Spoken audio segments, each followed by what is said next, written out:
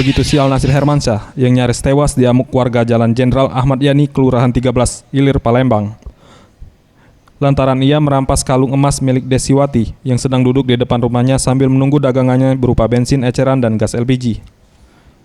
Berdasarkan data yang dihimpun, ulah Hermansyah berawal saat ia bersama RD mengendarai sepeda motor jenis Matic yang melintas di depan rumah korban.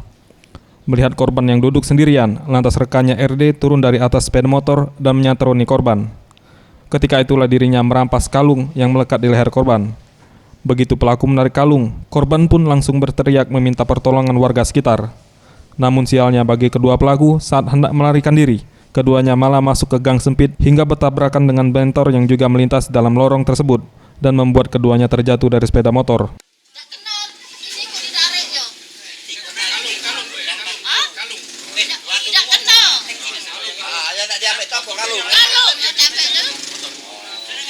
Berapa tadi kitanya?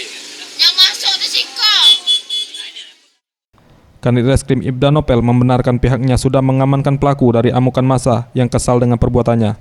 Kemudian pelaku yang kedapatan warga tersebut langsung dibawa ke rumah sakit terdekat dan petugas akan terus mengejar rekannya yang sempat melarikan diri dari kejaran petugas. Jadi pada hari ini tepatnya jam 14.00 itu kedua pelaku ini mepet korban dengan cara menjamret kalung korban emas, sehingga terlihat warga setempat langsung dikejar dengan warga setempat dan berhasil diamankan dengan warga.